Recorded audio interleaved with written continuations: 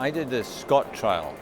SCOT stands for the Standard Care versus Celecoxib outcome trial. And this was a large, pragmatic trial designed to compare the safety of standard non-steroidal anti-inflammatory drugs with Celecoxib as prescribed in normal care. Well, this is a rather interesting design because it was tried to mimic normal care as much as possible. Safety outcomes are often looked at in databases of things that have already happened.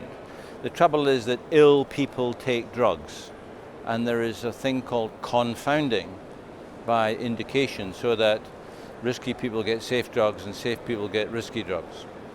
So to obviate, to get rid of confounding, we randomized patients in the setting of normal care. But these patients were then followed up in normal care. All the drugs were prescribed by the GPs.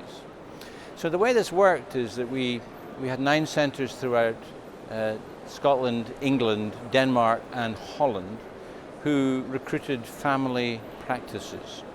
And these family practices had their entire family database of patients searched for patients who were already taking non-steroidal anti-inflammatory drugs for osteoarthritis or rheumatoid arthritis.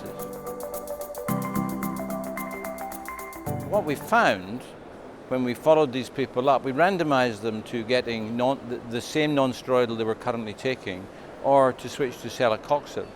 And we followed them up for 3.2 years. In fact, the maximum follow-up was 6.3 years. And so we record linked them. And that means that these countries have got very good records of hospitalizations and deaths.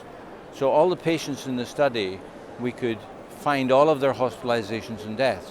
So we record linked them to those hospitalizations and deaths, and we adjudicated those by getting the original case records and sending them to endpoint committees. And what we found was that cardiovascular events rate was very low. In fact, these patients were nearly 69 when they entered the study and 71 or 72 when they exited the study, and they all had a panoply of cardiovascular risk factors, and anyone would have thought they would have at least a 2% or 3% or even higher cardiovascular risk, but it was 0.9%. Very low cardiovascular event rate. And it wasn't different between Celecoxib and the other NSAIDs.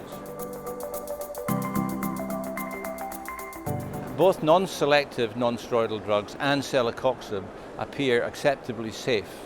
And that I think that from a perspective of managing patients, if you're free from cardiovascular disease, you can take these drugs.